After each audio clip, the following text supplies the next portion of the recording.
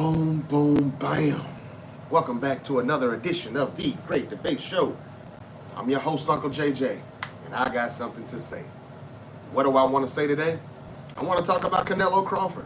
Big boxing match coming up Saturday, September 13th, Las Vegas, Nevada, Allegiant Stadium, home of the Las Vegas Raiders. They had a press conference this past weekend on Sunday, and I wanted to talk about it, but I've been waiting on the NBA Finals to end. That ended on Sunday night, so now we can talk about it. Yesterday, I wanted to kind of just finish up the NBA talk, the KD trade. Last night, we talked about Jrue Holiday being traded to Portland. We broke all of that last night as we were doing our Monday Night Raw live post show. And I just wanted to talk about it. We did talk about it, not a whole lot to discuss. Jrue Holiday is a trailblazer for a second time, and he probably will be released for a second time. And we'll see where Holiday signs this time. Then again, maybe they keep him. Who knows? But this has happened before, and then he ended up signing with Boston after being traded from Milwaukee to Portland. Now he's traded from Boston to Portland. We'll see how that goes. The Celtics got back Anthony Simmons in return. Simons. He's supposed to be a young, up-and-coming talent, but hadn't really put it all together yet. So the Celtics made that trade basically just to get Holiday out the books.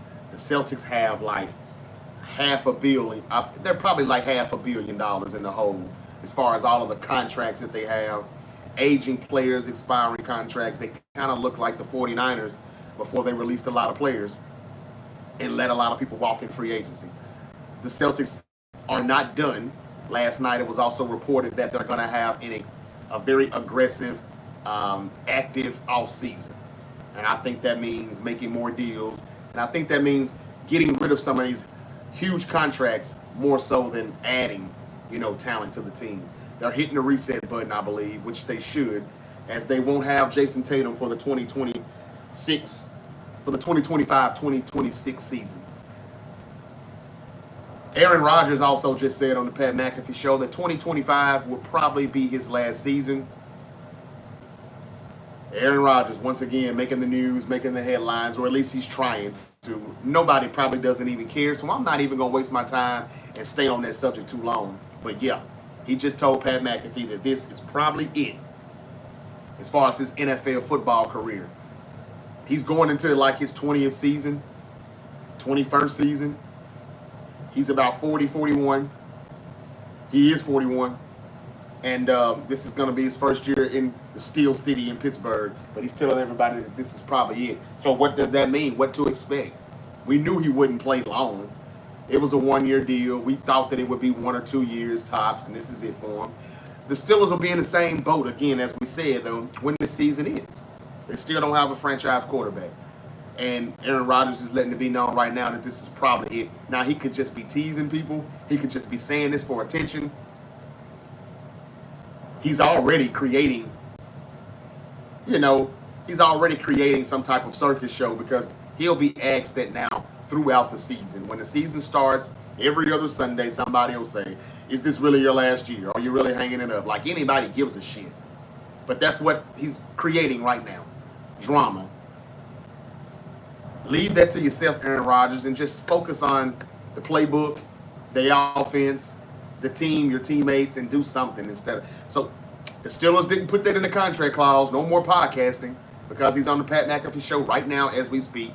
We let him know that this is probably his last year. What do you think about Aaron Rodgers possibly hanging it up after this season? I, for one, could care less. What I'm here to talk about is Canelo Crawford. They had a press conference on Sunday in New York City. New York City, New York, USA. This fight is being promoted by, Redot Season, TKO Boxing, Ring, all of that stuff. And it's going to be on Netflix. And I just hope that this fight is better than the Tyson-Paul fight on Netflix, where it was pretty bad as far as the buffering, the lagging, and whatever issues that we had going on because so many people was on it. Now, Netflix has had Monday Night Raw since January of this year. There's been no problem at all. But then again, they're barely getting 2 million people to watch. It's under 3 million. The first night was 6 million. Still was no problem. But this boxing match, probably going to be about 100 million people watching it. Just like it probably was for Tyson and Paul, and that was terrible. So we hope they fixed the glitch and they worked out whatever issues technically that they had for that fight. I want to say hello to everybody on TikTok and YouTube. The Great Debate Show is back. Better than ever, baby. I'm up in this biatch, and I'm here weekdays, noon Eastern, 9 a.m. Pacific. If you follow the Great Debate Show on TikTok, you will be notified when the Great Debate Show is going live. If you subscribe on YouTube, you will be notified as soon as I am live streaming or upload a video. That notification bell definitely will show you as soon as I'm up doing something. It's your boy Uncle JJ, and I want to talk a little bit about this whole press conference this weekend and Turkish Alabash, whatever his name is. This is the guy who's putting up all the money for this fight. He's promoting this thing along with Dana White with UFC, Ring, TKO Boxing. This is a mega fight. Some people agree that it is. Some people disagree. A lot of people think Bud Crawford should be fighting someone else in his own weight class or a smaller weight class than 168. And some people think that Canelo Alvarez should be fighting a David Benavidez or somebody else. We're not getting that. We're getting Crawford and Canelo. A lot of people were surprised. I, for one, was surprised that Canelo took this fight. I was also a little surprised that Bud Crawford tried to make this fight. Turkey Al-Sheikh is the one who is putting up the money on this fight. He's the one who is the head guy who's promoting this fight. He got TKO and everybody reeled in for this fight. And a lot of people say he's a Terrence Crawford guy. He's a Terrence Crawford fan. He's rooting for him. Canelo knows it and he's throwing his shots. He said it a few times. Not at the press conference. Well, yeah, at the press conference Sunday and yesterday or Sunday, Monday, whatever they were on the GOAT's podcast with Shaquille O'Neal, Tom Brady, Dana White, and of course the two fighters, Canelo and Crawford. And Canelo keeps reminding Crawford that I know Turkey is your boy. Turkey Al-Sheikh, as I'm saying. And he's saying that I hope he's paying you enough money because this could be your last fight. A little trash talking. Canelo doesn't trash talk a lot. You have to really force him into, talking. One of the things that I like about Canelo, he doesn't talk a lot of trash. He's gonna show you what's up and when the bell rings, when he get in the ring. But he's kind of talking a little trash. But I think it's mainly just his confidence. I don't think it's overconfident. I don't think it's arrogant. He thinks he's going to have his hand raised at the end of the day, and he's going to be the winner. That's all he told Shaq on the Ghost podcast. At the press conference, that's pretty much all he said. Crawford never let anybody know his plan. Max Kellerman was there asking some good questions. You're smaller, Crawford. You've never been in the ring with a Canelo at his size. How are you going to beat him? You're not going to run all day like some of Canelo or most of Canelo opponents, are you? Crawford, he wisely dodged that question, just laughed it off and said, hey, man, look, the only running I'm going to be doing is running these upside Canelo's head. But he never gave any answers as to how he is planning to fight. No, he didn't tip his hand on anything. He didn't tip his hand at all as to what his game plan is to beat Crawford. Canelo continued to chirp in the background as questions were being asked to Crawford. And Canelo would continue to say maybe they need a smaller ring. That's what he was trying to tell Turkey. Make a smaller ring so they won't run from me as much. I ain't never seen Crawford, and again, I know people do run sometimes from Canelo, but I ain't never seen Crawford run a day in my life in that ring. And I don't think he's going to start running today. What Lil Wayne say? I ain't never ran from a, and I damn sure ain't about to pick today to start running. I don't think Crawford's going to pick September the 13th to start running either. He wants this fight. He's the underdog. He's the smaller fighter. He shouldn't win this fight. He's not the stronger fighter. They're saying this is strength versus power. Power versus skill. And they're not saying that Crawford has the power. They're giving him a skill, and they're giving Canelo the power. And I think from what we're hearing Bud Crawford say, I beg to differ. That's what we're getting from that. So Canelo says that everybody runs. I hope you don't do it. I hope they're paying you good. This could be your last fight. Or I hope you recover after the loss, after I beat you. Crawford just sarcastically responded with, hey man, yeah, that could happen. I don't know. We'll see. It could be my last fight. He agrees with him. Maybe. Maybe not. But one thing's for sure, Canelo, no fighter is the same after they get in the ring with me, said Bud Crawford. This got interesting. We actually got a shove from Canelo when this was all said and done on Sunday afternoon in New York City. Crawford didn't really get to shove him back like he wanted to. They got in there immediately. Both campaigns. Dana White was smiling the whole time. He smiled and laughed kind of at everything that Bud Crawford said. I don't know if he's a Bud Crawford fan or if he's laughing because he doesn't think Bud Crawford has a chance with Canelo. I'm not sure which one it is. But he's happy to be a part of the fight. He's happy to be a part of the promotion. And Turkey's excited about it. He's happy. He spoke also at the conference. Saw Max Kellerman for the first time in a while. We know he's a boxing guy. Everybody's got their opinions. People like, what's his name? People like Sean Porter think that Crawford could get hurt by Canelo in this fight. And you've also got people like De La Hoya that think Crawford's skills will outweigh the lack of power or whatever people say he may have in this fight going up against Canelo. How do y'all see this fight going? How do y'all see it going? All right. I want to say hello to JP on YouTube. He says hi. And he says, do you know Jey Uso? I don't know him personally, but I know who he is. We just talked about him last night on the Monday Night Raw show. The Monday Night Raw post show last night. That video is up right now on the YouTube channel. Please go back and check that out if you want to hear the wrestling content of the WWE.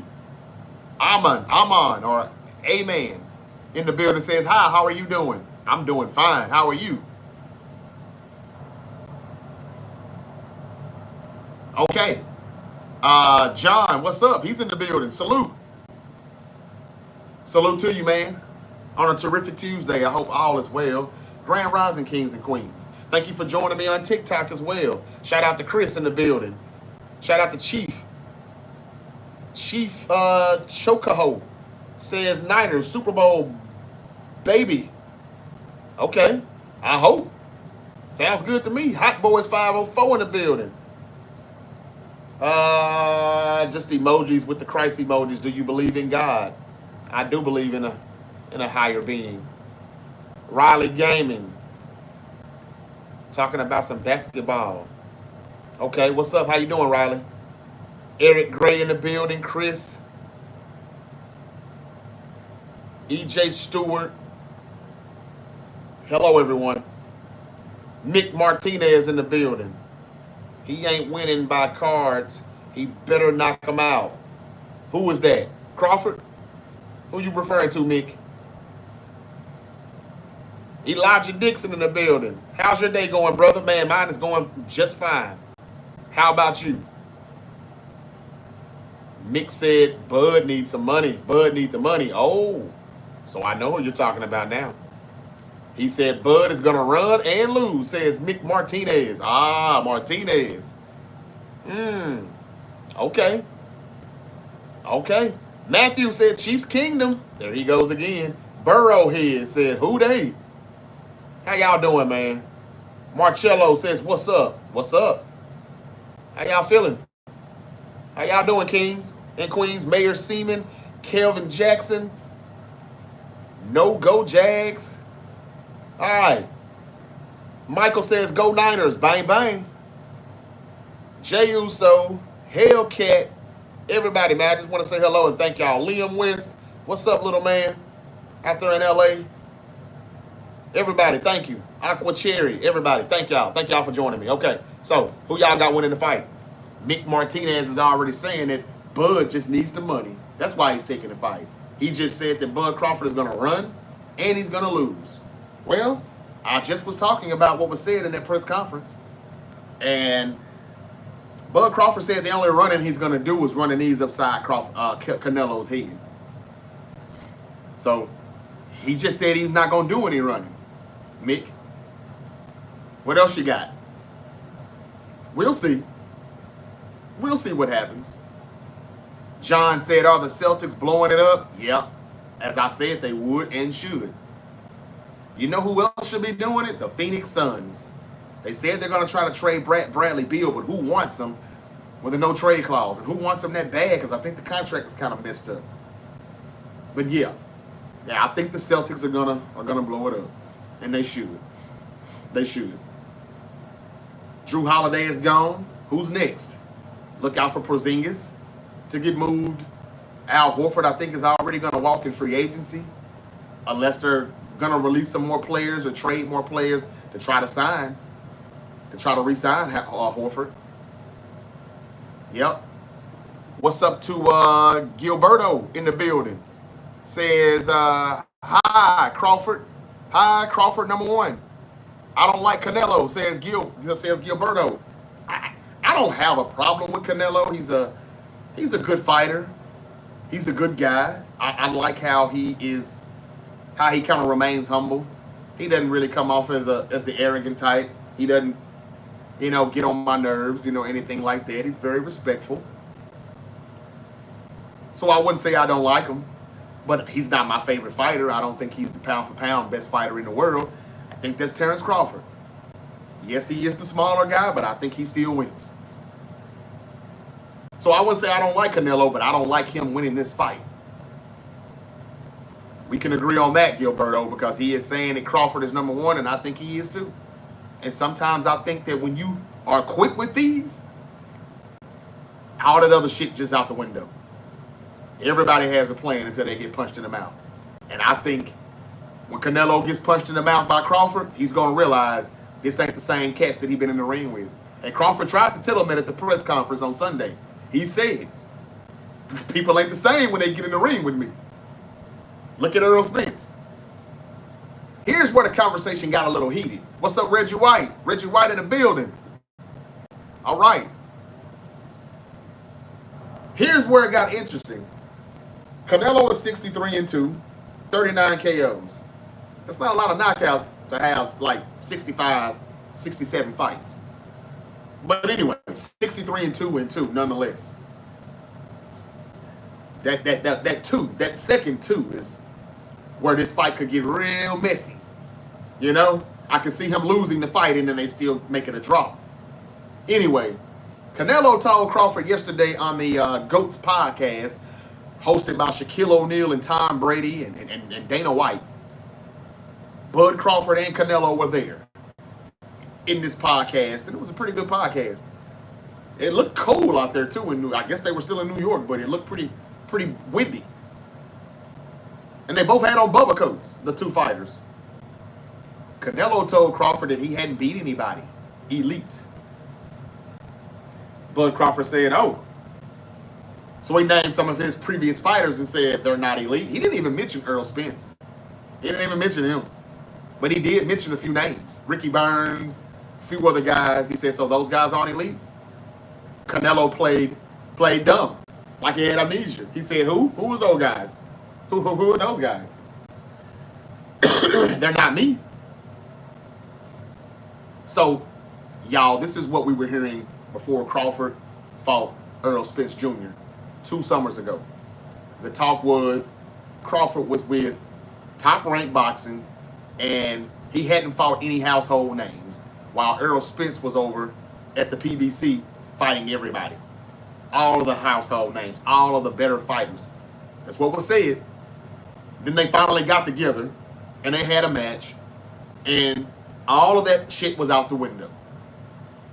Regardless of whoever you thought Earl Spence Jr. beat that was an elite boxer or a household name, And the people that you thought Crawford hadn't beat or had beaten but really wasn't a worthy opponent or wasn't an elite fighter, says Canelo Alvarez, Crawford dropped all of them. He dropped them all. And he went into that fight against Errol Spence and he made him look like a nobody too. So this is what I'm going to say, and I've been saying this for a minute now. People keep telling me that Terrence Crawford has not beaten an elite fighter. He's beat a bunch of nobodies. And I'm going to say it again. My counter to that is, I think Terrence Crawford just makes these guys look like a bunch of nobodies. But they are somebody until they get in the ring with Bud Crawford. That's it. I think that's just it. And Canelo, surprisingly, is saying all the things that everybody else has said. I can't believe it. Maybe they're just trying to hype the fight. Maybe the ticket sales are coming in slow. I don't know. Shaq even said, Bud, talk some shit in the GOAT podcast. And Bud was like, look, ain't no need for all that. I respect Canelo. He's a good fighter. I've watched him during his whole process of coming up. And he basically said he's goated. But I'm trying to be goated too. And I think Bud Crawford doesn't appreciate the disrespect that he's been getting, where everybody keeps telling him that he has not beaten anybody yet. And he's already headed toward the back end of his career. Some would say that he's already kind of, stepping out of his prime. And he's got a couple of years in age on Canelo. But Canelo is the one who looks like he's already stepping past his prime. He looked a little bit slower in his last fight, which was dreadful to watch. The fight that they had out in Saudi Arabia or Riyadh. He got the win. And yeah, they said the opponent ran. But if he didn't run, I wonder how that fight would have turned out. Canelo didn't look that good. So, and again, Crawford didn't look that good in his last fight either, moving up fighting at 154. And we haven't seen him fight at 168. So he's the smaller fighter. When we break down the terminology of boxing scientifically, there's no way Crawford is supposed to win this fight. He's undersized. He's got the skill, but he doesn't have the power. So they say. Never fought at 168. Canelo doesn't have to do a damn thing, but just sit there at 168 and wait on him to bring his little ass up, and I'm going to beat him down. That's what Canelo was thinking. He's talking to Bud like, you're making a mistake. I hope they pay you a lot of money. I hope they pay you really good, because this may be your last fight. I don't know. Hope you do good after this loss. Hope this doesn't hurt your career. This is what Canelo was telling him. They're not really asking Canelo his plans on how he's going to beat Crawford, but they all keep asking Crawford, how do you plan on doing it? And I like how Crawford is not giving you anything. He said, look, man, I'm going to win the fight. That's all that matters. At the end of the day, they're going to raise my hand. This is what Crawford is telling Max Kellerman and everybody that's asking him these questions at Sunday's press conference in New York. Y'all go check that out. Reggie Wright in the building says, would Up take a chance on Henry Ruggs? Would who take a chance on Henry Ruggs? Yeah, I was just talking about Henry Ruggs a week ago, Reggie. I was talking about how he's released from prison. He got out a little early.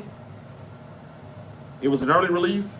He gave a statement to the family of the person that he killed in that car accident where he was highly intoxicated and under the influence.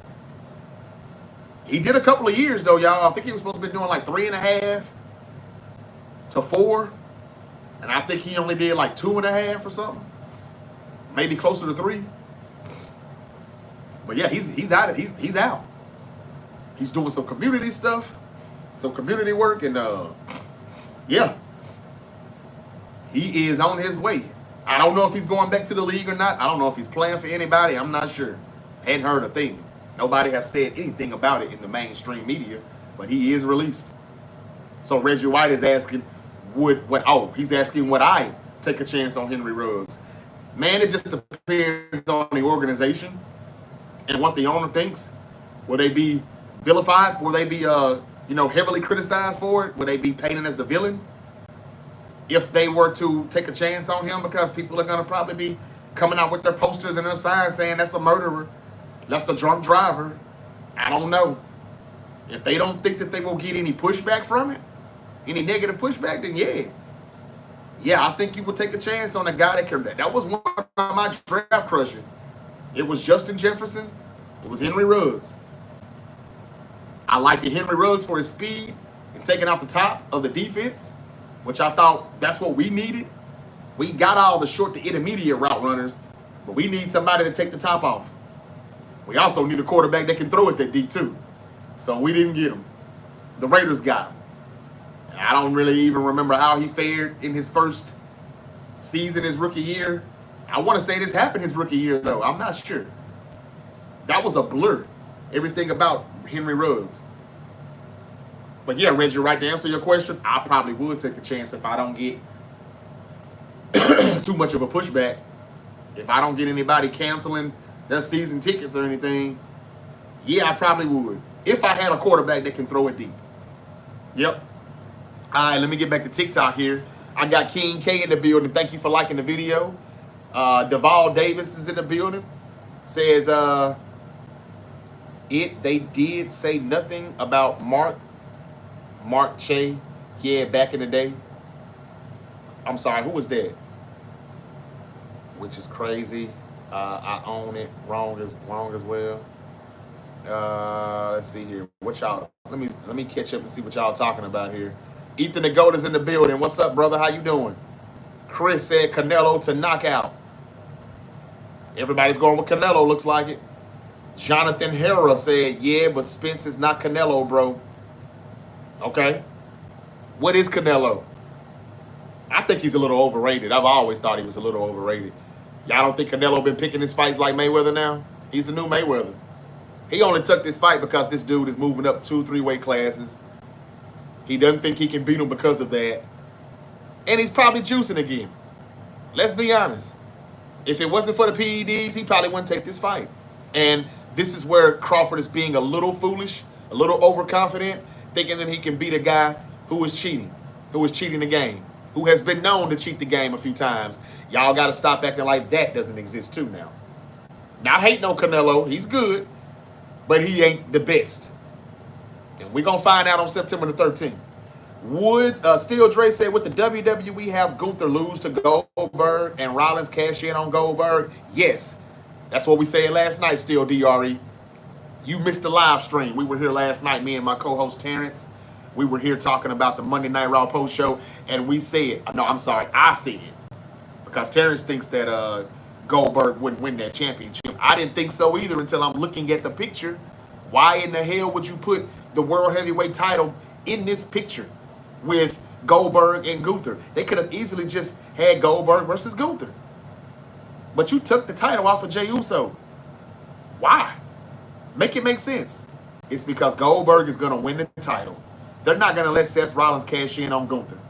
So Steel DRE, you got it. Goldberg will win the title. He'll be the champion for a few minutes.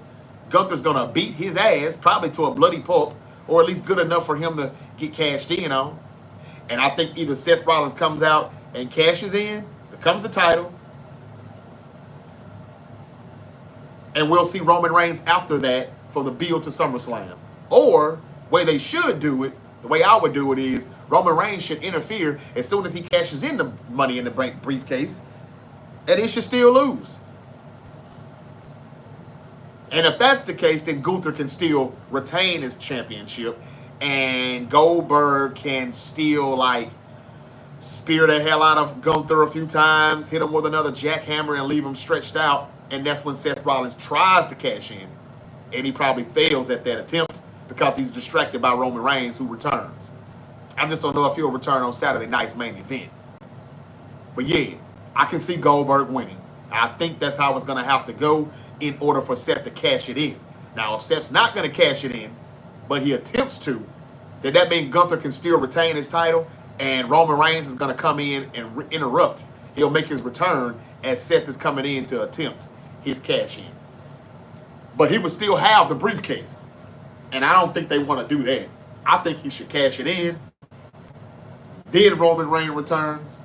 And then he loses. That will be the first time that's happened in a while. Since what, Austin Theory? Did he try to cash it in and still lost?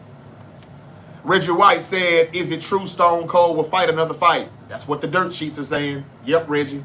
He said he good for one more. He's like 61, 62 years old. He had knee replacement. But they've been asking, can he do a WrestleMania for the past few years? And he told them no, he couldn't physically do it. Stone Cold ain't trying to come back if he can't come back. Unlike Goldberg. So I think if Stone Cold is going to do this, I think he can put together a better match than Goldberg. But again, Triple H has got to stop letting all these old fuckers come back. Even Bubba Ray Dudley said the other day on Busted Open Radio that he is trying to get he and Devon Dudley one more tag team match. The Bella Twins want one more match. Goldberg is going to get one more match. This got to be like 2025 is like the senior citizen year or something. Everybody wants one more match. But anyway, back to the Canelo Crawford fight. Why do y'all think Canelo, and I'm not saying he's Earl Spence Jr., I get it, but why are y'all so convinced that Bud Crawford is going to lose this fight? Is it because of the weight only? Or is it the skills and the power also? Because again, they're saying power versus skill. But I'm not going to say Canelo doesn't have skills either. Just like I'm not going to say Crawford doesn't have power. How could he not have power? He's moving up to 168. That means he's going to be a little stronger. A little slower, but stronger. Right? I don't know why people don't think he can't hurt him. I just don't. But we'll see. We will see. We will see. I'm surprised that Canelo was talking the way he's talking. I really wish Crawford would have. I'm surprised Canelo's talking the way he's talking. I really wish Crawford in his camp would have demanded some type of drug test. Because Canelo and other people in his camp have been known to get caught with some PEDs in their system. All right? I don't see anybody in the comments talking about that, though. You heard James Harden now accused of sexual assault? Damn. No, I haven't, Ethan. Sad. Here we go again, huh? It's Drew Day 559 says, stop the cap, bro. What am I capping about, Drew? If anyone can beat Canelo, even with PEDs, it's TC, Terrence Crawford. Good comment there, B. 6B. And he also responded to Drew saying, what's cap? That's what I want to know. Ethan the Goat said, Jey Uso kind of overrated. There's no kind of to it. He is. But the Heat movement was so strong, they had to push him. They had to put him over for a minute, even if it was only 50 days. Title reign was boring. It was. If anyone can beat Canelo. Yep. Okay, I read that already. Niners on top. All right. Like that comment. Appreciate it. Bang, bang. Arcade Cox. Chris Hernandez has joined us. Yair Gonzalez says, go KC. Ethan the Goat said, boxing ain't ish anymore. It's fake. Everything is fake, brother. But it's about the entertainment. Are you not entertained? Is that not why you are here? That's what it's about. It's all about the Benjamins, baby. No Diddy. But you're right. It is fake. Everything is fake. And if you're admitting that a boxing match can be rigged, how do y'all think a basketball game can be? How do y'all think a Super Bowl game can be rigged?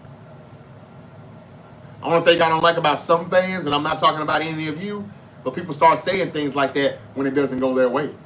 The NBA Finals was real as fuck up until Halliburton got hurt. Now everybody's saying, oh man, this stuff is rigged. But we saw his Achilles pop. There's nothing fake about that. Some fans are just so fickle. Just like wrestling fans sometimes. But you're right. Boxing isn't all that anymore. That's why I don't cover it that much. But this fight here, nah, I gotta cover it. Got to. Got to. Only real sport is MLB. Now, how was that one real, but nothing else is? Make that make sense, Ethan? Huh? And I ain't hating on baseball.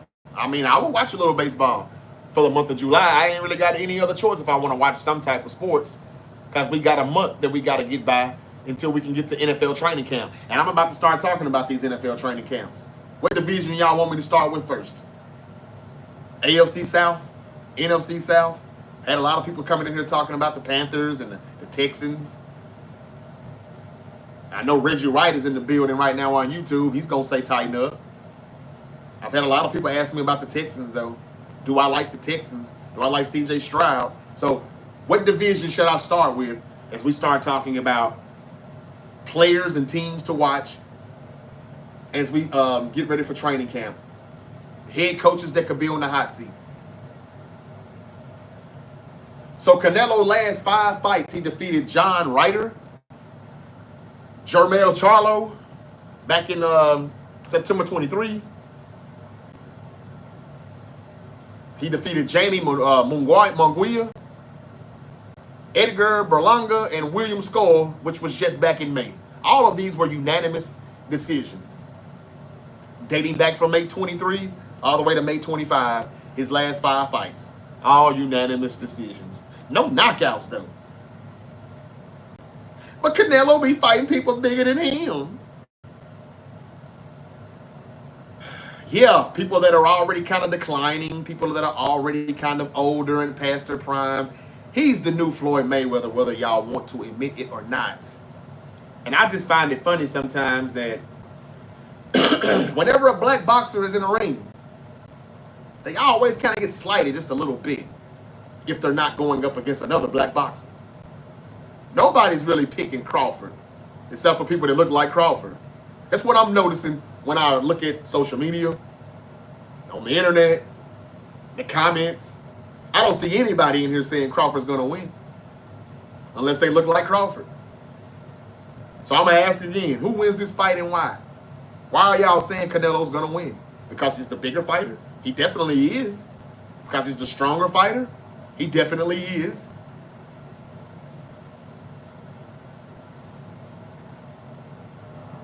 And sometimes there's always shades of gray.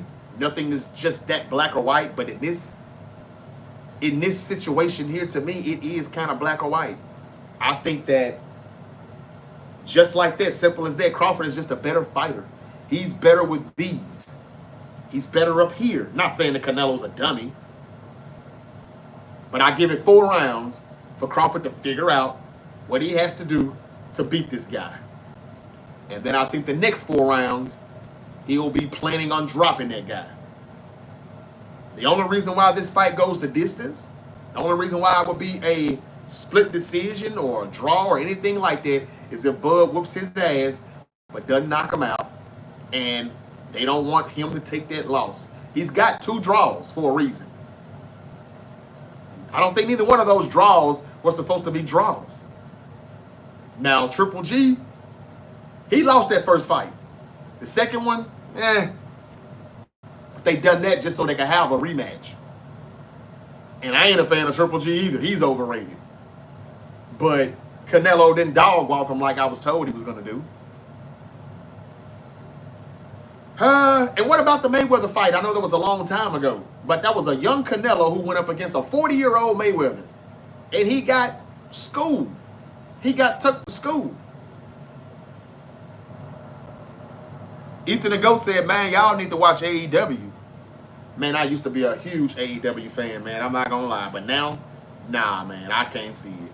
I have had a few people say that they're actually putting together some good shows here. But, man, nah, I got to see it. And I don't really want to waste 2 hours to watch it and be right, knowing that it still sucks. I get tired of seeing people that I don't know from other promotions, wrestlers from Japan. I don't watch Japan wrestling. I don't watch indie wrestling, all the indies. I don't know who these people are. They got away from the homegrown talent. And when Punk left and Cody left, I knew that was it. Tony Khan is terrible. He's too stubborn. He won't listen. He won't bring in a Jim Cornette or an Eric Bischoff or somebody that can help him with creative. Jericho don't know how to leave. These are the things that I saw before I left. All they had was MJF, and hell, he ain't even good anymore. His shtick has gotten old. Now, the Hurt Syndicate, from what I've heard, they've been doing some pretty good stuff, but Bobby Lashley still sucks in the ring, even though he looks like $1 million. Can cut a good promo and all of that, but nah, man, I'm straight. Tell me something good that's going on, and I'll start back watching and covering AEW. Like enjoying Jake. That's like enjoying Jake versus Tyson fight. That was trash. But I knew that was going to be trash. I don't promote stuff like that. But these are two fighters now. Crawford and Canelo, these are two fighters. And they're two good fighters. So I ain't going to be disrespectful to either one of those guys. I'm going to check this fight out. I'm going to be in Las Vegas for that weekend. And I hope to be a part of the coverage so I can be a part of the media and really get some good, tough questions in here. But I'm being told I got to probably fly in like a week before the fight. And I just don't think I'm going to have time to do that. Pro wrestling is definitely a sport. I agree, it is. If you can get injured, it's a sport. Ask Liv Morgan.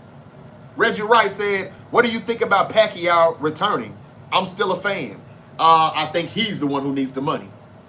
Why they talking about Bud Crawford over here on TikTok saying he needs the money? Everybody needs the money. If Canelo didn't need the money, why would he take this fight? He thinks it's going to embarrass him. Shame on his camp for not telling him. We have seen what has happened to fighters that have doubted Bud Crawford. We have seen what has happened to fighters that fight Bud Crawford when everybody says that Bud Crawford, you can't do it. You ain't beat nobody. You ain't beat nobody elite. Oh, really? I haven't? Mm-hmm. Watch this. That's Bud Crawford. Tell him he can't do something, he won't stop until he proves you wrong. He's going to prove a lot of people wrong September 13th. It's going to be a lot of sad faces. And ain't none of those people going to show up for this live stream after it happens. I know how this goes. They're going to disappear and go away. And I already see how they're going to push this. But I'll save that for later. Let's see how this fight's going to go. Let's see how it goes. Adam Hangman Page having a hell of a story right now with Kenny Omega and other top AEW wrestlers. Yeah, I disagree. I looked at some of the YouTube stuff. I'm not interested. I'm sorry, Ethan. I ain't interested. I don't give a damn about Hangman Page anymore. They had a good thing going with them, but I don't know. And then Kenny Omega just stayed gone way too long. They don't follow up on the good stuff when they have the chance to. They just don't. I watch AEW too, but they too brutal. They are. Just a bunch of gymnastics, man, dropping people on their head. I ain't a fan of all of that. That's what I'm saying. It's the same for WWE. Carmelo Hayes, Bobby Lashley, Naomi. Yeah, they're not pushing Carmelo. I'm getting tired of WWE too now. Don't get me wrong. Ethan said, who actually watches boxing? Well, I got some people in there talking about it. And I'm going to say this too, y'all, respectfully. If y'all don't like what I'm talking about, just slide on, y'all. You don't have to stay here. And I'm not forcing you to watch this content. If it's not your cup of tea today, just move on. It's okay. But I won't stop to read all the comments and talk about what you want to talk about. I'm here to talk about what you see on that picture, Canelo and Crawford, okay? I'm the content creator, so let me create the content, and you watch and you listen, or just move on. It's okay. And I'm saying that respectfully. I'm saying that respectfully. Kenny Omega could have been in WWE. I don't care for him either anymore, man. How was the bloodline story going to keep going? Hikuleo and Zilla going to join Roman or Jacob? Yeah, Jacob will probably join with Roman also when he comes back. But all that stuff, they kind of pushing, stretching a little bit too much. They should just blow it all up and move on. Seth Rollins doesn't even have a name for his faction right now, but damn. They're the Bloodline 3.0. Let's go, Canelo. It will be a good fight either way it goes, says Loso Cuts. Good comment, man. Thank you. I think it will be a good fight. I hope it's a good fight either way. I hope it is too. Braden says, I'm a big UFC fan, but trying to also get into boxing more. What's the best way to watch? Well, that fight's going to be on Netflix. So if you have Netflix, you good. September 13th. If you want to check out some other boxing, man, just YouTube some stuff. Do a little Googling. And see who you're interested in. I'm not a fan of the Devin Haney's and the Charlos and the Charlo brothers, and I'm not a fan of all of them. The Garcia brothers, I'm not a fan of any of those guys. Javante Tank Davis is the only one that I watch outside of Bud Crawford, because I kind of do agree with Ethan. Boxing ain't that good, but I'm going to cover this fight because it's a mega fight. Kristen Schaffner in the building. Hello, how you doing? Says, yo, you let me down because you don't remember me. Kristen, who are you? What's your real name then? Because it ain't Kristen. I ain't never known a Kristen in my life. Johnny Reynolds, what's up? He's in the building. Says, did you hear about Kevin Durant got traded to my Houston Rockets? Of course I did. Excuse me. Of course I did. And we talked about that. That video is up right now. Go check that video out. You'll see him in the thumbnail. Kevin Durant in a Houston Rocket jersey. Reggie Wright said, no different from Triple H. Who's no different from Triple H, Reggie?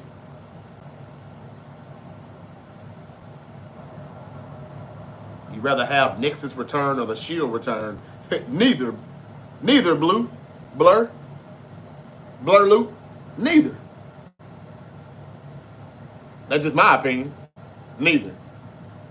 John Moxley never going back to WWE. I can't stand John Moxley. That's another reason why I don't watch. Right now, isn't he holding the World Heavyweight Championship hostage? The entire World Heavyweight division? Swerve Strickland is the only thing they got good, in my opinion. And I ain't saying it because he looked like me. I'm saying it because he's good, and they need to be pushing him more. And until they do things like that, black people really shouldn't be watching wrestling anymore. I'm just going to be honest. No, I'm not making it a race thing. The wrestling promotions are making it a race thing. Give us more black champions. We don't just want to hear our music being played and seeing black celebrities show up for events. They both are brawlers. Canelo studies. Man, these things be jumping around. Canelo studies for too long at times. At times, though. Okay. Says, Loso Cuts. Gotcha. Bet definitely will be watching. Okay. Yep.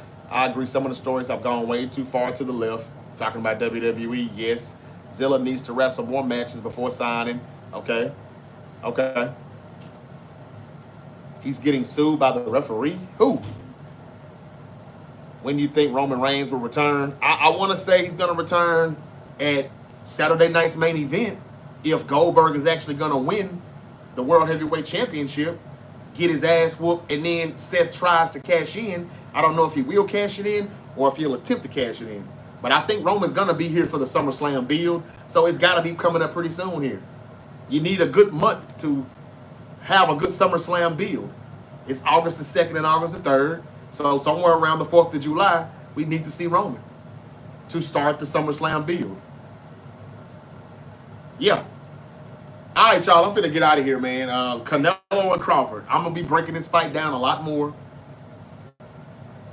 as we get closer to it. I'll come up with some more content for you. As if there's any new developing storylines coming out about this fight, I'll let you know. But I didn't hear anybody come in here on TikTok and say anything about the PEDs with Canelo. Ain't nobody saying shit. I appreciate you not denying the fact, but ain't nobody saying nothing. Just he's going to win. But how is he going to win? That's the only thing that worries me with Terrence Crawford. He's taking this fight. He ain't got no stipulations. Man, just ring the bell. I like it, but at the same time, it could be a little foolish.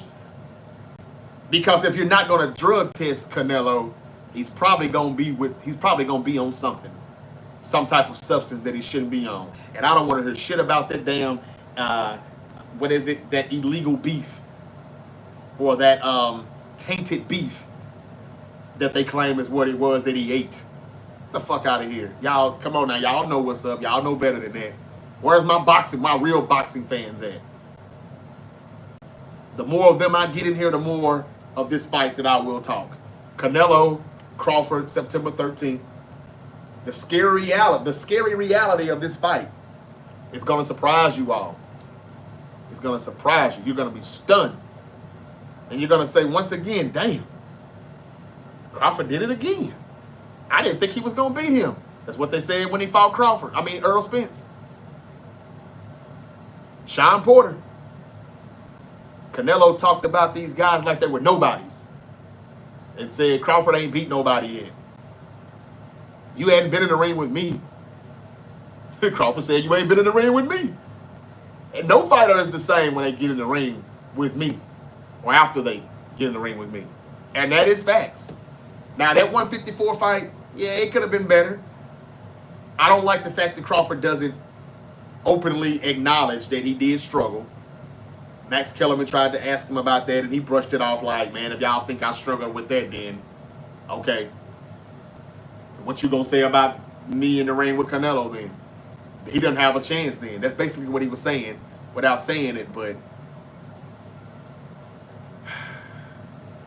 there's a lot of fighters that are giving their opinions on this fight too. A lot of them. I've heard Sugar Shane Mosley give his prediction. I've heard De La Hoya give his. Earl Spence Jr. has gave his. Earl Spence Jr. said, "Hey man, Bud Crawford trying to be the greatest. Don't try to interrupt or interfere with his greatness. If he think he can do it, let him do it." Oh, Reggie White was talking about Tony Khan. Yeah, they're all the same when it comes to booking black talent. You know, just do enough to, you know, keep them happy that they got a job, that they get to perform in this company. But they're taking the pen 9 times out of 10. And even if they do win a championship, it won't be for long. And they won't do anything with them while they are the champion. So yeah, Tony Khan is the worst. But Triple H is showing me that he's no better, really. And not only about what they do with these races, they just bad at booking too. It's been pretty bad. And I don't care whose fault it is, Triple H, TKO, whoever. But The Rock ain't there. So people can't blame The Rock anymore. Canelo, Crawford, who y'all got? Mega fight, September 13th, Las Vegas. Can't wait. Can't wait.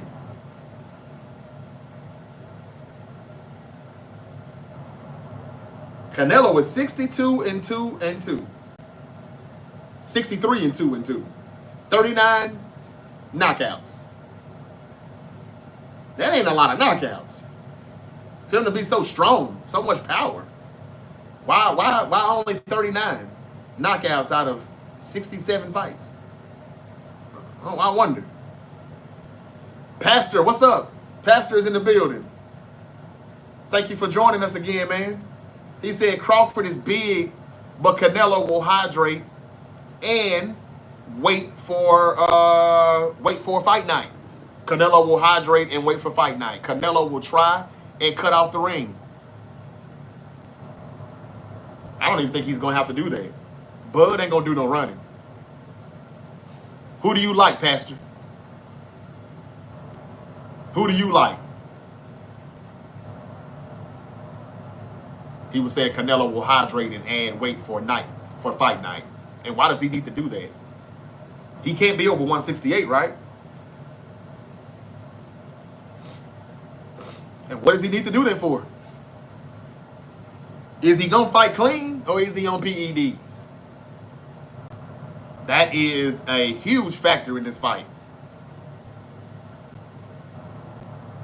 It's time to admit, but The Rock need to get the fuck out of WWE. He ain't done nothing. He is out of the WWE. You don't see him on television. He's just on the director of the boards Well, TKO. That's it.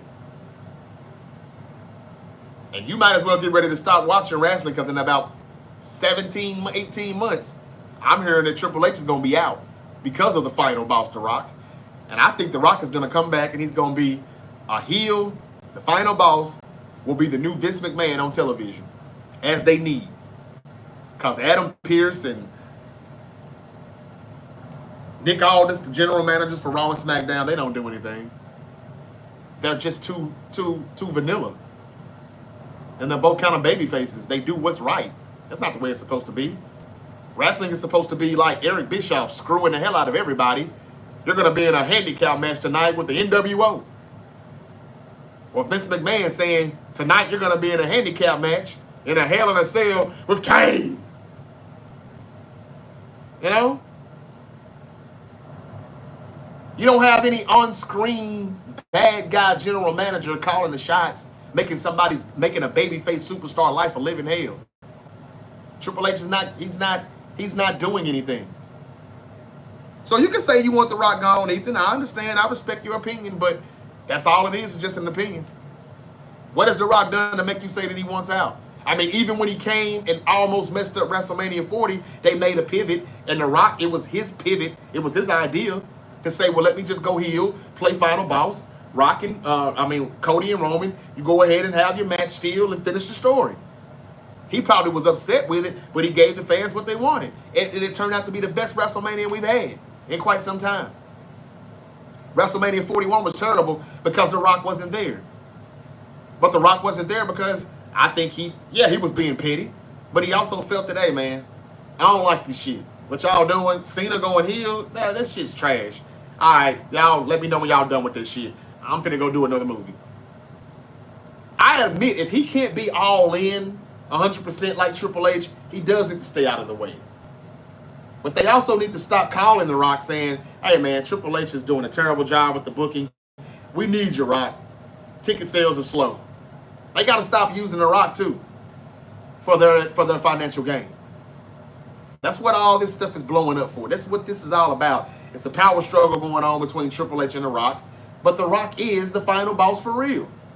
He really is a member of the board, the director of the boards. He can get Triple H up out of there if he wants to. I don't really think that's him, but he can if y'all keep talking shit. And I think he has better ideas. He thought that Cody should have went heel. I agree.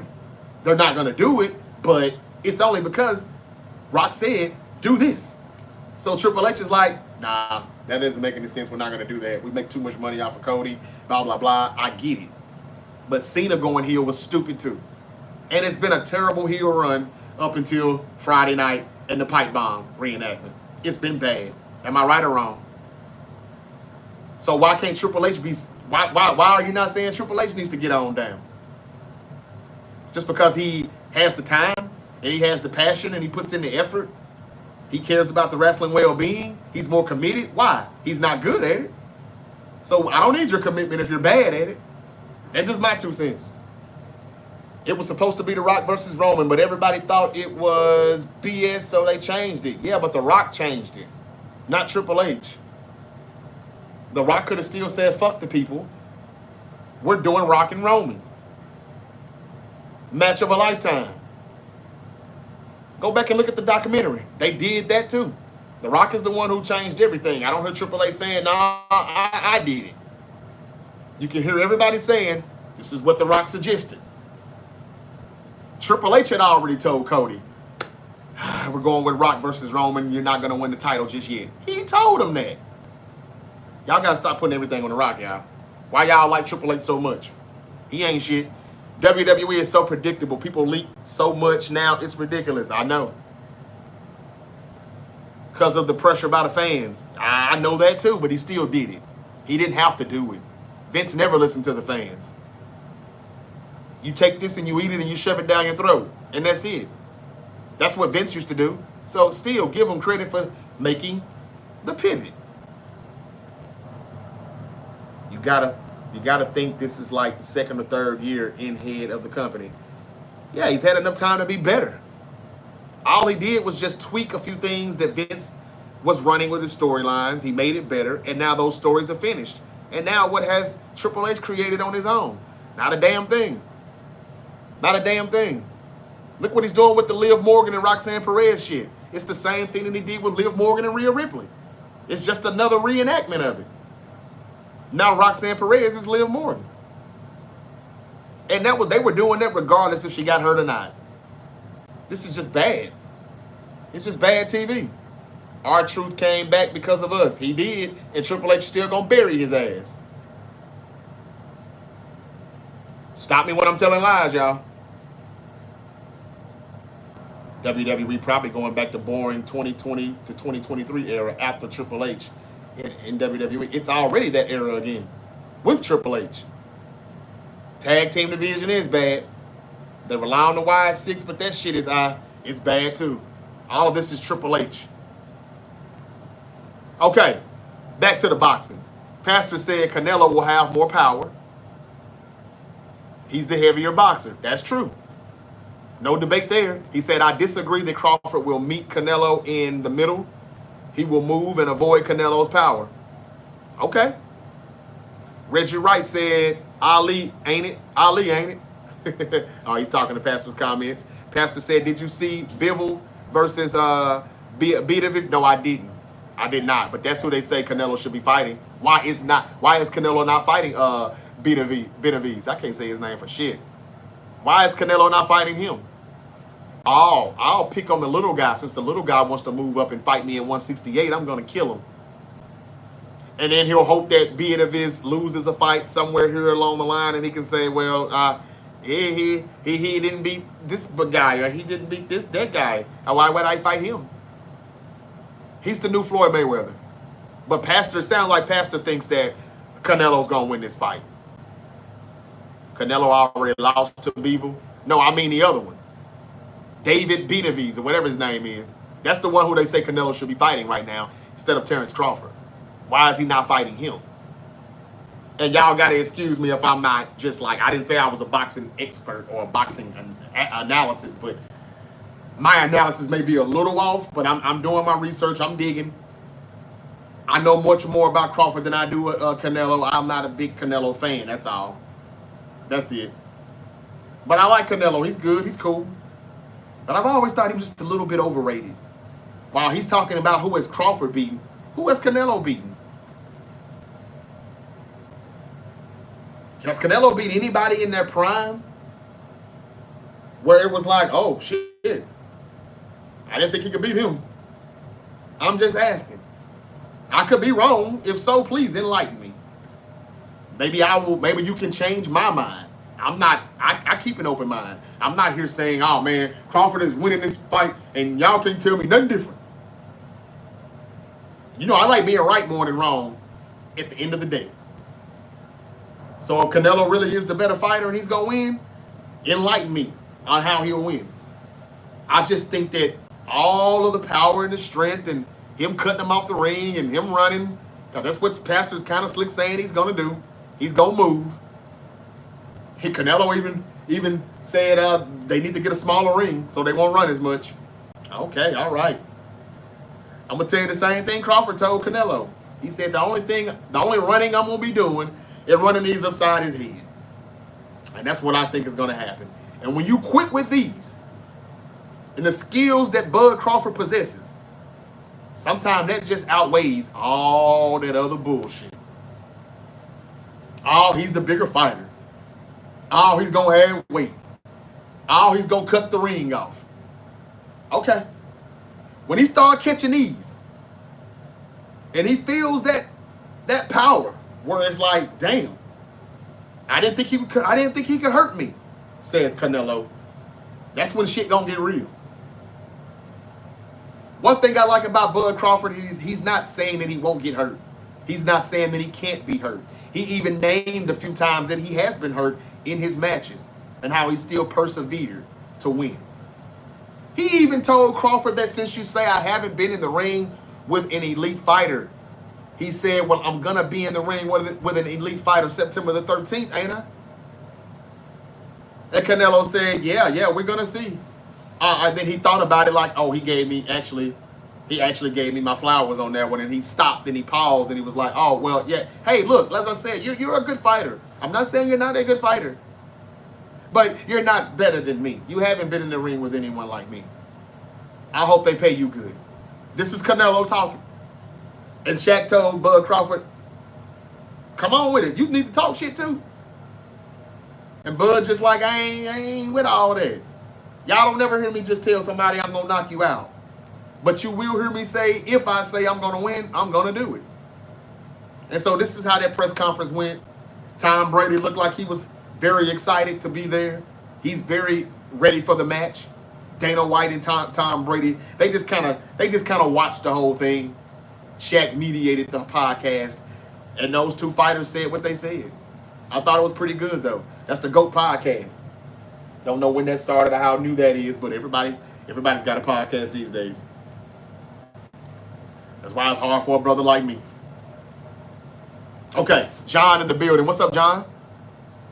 Pastor also said, shouldn't he redeem his loss to Bivol? He should. Why is he not doing it? Because he thinks he'd rather pick on this little guy named Terrence Crawford, who's coming up 3 weight classes to fight me. I'm telling you, he's laughing at it. He's laughing at it.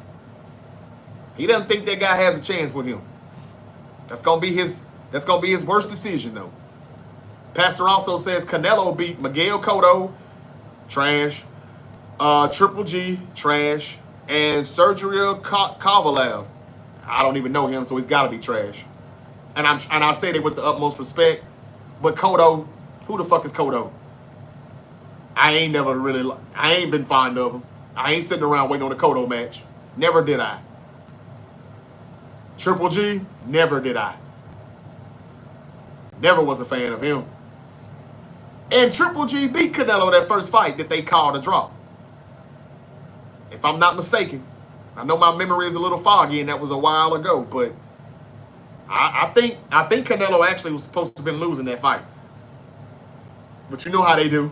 This is what we hate about boxing. Them damn judges. John said it's going the distance for sure. Probably will, John. Probably will. Maybe to set up a rematch, even though there's no rematch in the clause right now. Pastor said Crawford beat Earl Spence, and that's it. But what did you think of Earl Spence before that fight against Crawford? Everybody told me he was pound for pound, number 1. So that means nothing? Well, Pastor agrees with Canelo then. He's saying that Crawford has not beat anybody but Earl Spence. Do y'all agree with that? Do y'all think Bud Crawford has beaten no one? I think Crawford just makes these guys look like nobodies. That's just my 2 cents. Y'all gonna learn to stop betting against Terrence Bud Crawford. John said, if Bud doesn't fight a smart fight, he will lose. Have you ever seen him fight a stupid fight? Pastor said hi. He said Triple G was an assassin.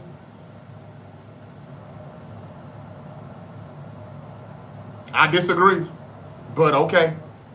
He was an assassin against the people that he was going up against because that weight class, that boxing division has been poor, in my opinion.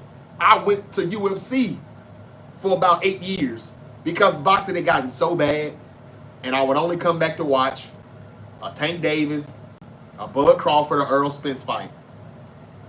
Or if Sean Porter was fighting somebody that was worthy, because I know Sean Porter was going to give a good fight. Even though he would probably lose it. He never ducked anybody. He just got in the ring, give me my chips, give me my money, and I'm going to try to give these people a good show. That was Sean Porter. But yeah, boxing has been kind of trash, though. So heavyweight division has been trash for about 2 decades. So that was just really nothing to... When Mayweather hung it up, that was it. And Mayweather fights were boring. It was just the nostalgia, I guess. I don't know. Everybody still showed up for Mayday. Everybody still showed up for a Mayweather fight. But Canelo is the new Mayweather. He's picking his fights. Why won't he fight Dude again if he lost to Bivol? Why won't he fight him again? Why won't he fight David Benavidez? He'd rather fight the guy that he think he can bully because he's smaller and he doesn't belong in my division, in my weight class. That's what this is. And he probably on PEDs right now as we speak. Nobody still ain't talking about the PEDs. Y'all gonna keep telling me how good he is and acting like he hasn't cheated the game? Really? Okay. All right. Porter is a gatekeeper. What? Porter fights everybody. He just takes a fight, whether he wins or loses. I ain't saying I'm a fan of him, but I know what he's going to bring to the table. He made that Errol Spence fight exciting, even though he didn't win it. He was giving Errol Spence everything he had the first 7 rounds. Hell, 8. Then I watched him against Bud, and he kind of gave him a good fight, but that didn't last long, did it? That's how people should have knew the difference between Crawford and Spence when they fought. Errol Spence barely got out of that fight with Sean Porter. Bud Crawford dropped Porter's ass. They were throwing in the towel. That's the difference. Errol Spence ain't been the same. And after September the 13th, Canelo Alvarez won't be the same either. And again, y'all, Canelo was supposed to win this fight. Crawford is not supposed to win, not at all. But what if he does? There's no need to trash talk. There's no need to say anything. This doesn't really help Canelo's legacy either, to be honest with you. Because this is beneath him. There's no way he loses this fight, right? That's what he's saying. That's what everybody else is saying. That's what you all are saying. I like it like that, too. And Crawford likes it like that. Count him out. Count him out. Watch what he does. He's just one of those guys with that chip on his shoulder. He needs that for that motivation. Wanting to prove everybody wrong. He's going to do that. He's going to do that. Better front court and back court, Mavs or OKC? It's going to be the Mavs, I think, this year. Next year. That doesn't mean that they're going to beat them, because OKC still is probably going to have the best defense. But, yeah, this ain't going to be a patty cake walk for them this year. It won't be dominant like it was. Well, up until they got to the Pacers. Damn, he switched the topic real quick, Pastor. The draft is tomorrow night. We'll talk about that. NBA draft. Cooper Flag is going to go number 1 to the Dallas Mavericks. I'm pretty sure of it. I'm pretty sure of it. Thank y'all for hitting the like button. Thank y'all for joining me. If you haven't subscribed, please do. I got to go pay some bills. I'm about to get up out of here. Canelo and Crawford, September 13th, Las Vegas, Nevada, Allegiant Stadium. Man, I need to try to get down there and be a part of the press, the media, ask some questions. You can't even walk in Memphis without getting checked, which is wild. Ethan the Goat said Memphis is ghetto. Why y'all talking about Memphis for, man? I'm talking about the Canelo Crawford fight.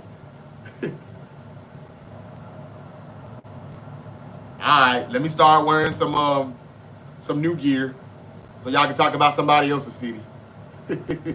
That's just what it is. This is what it's about.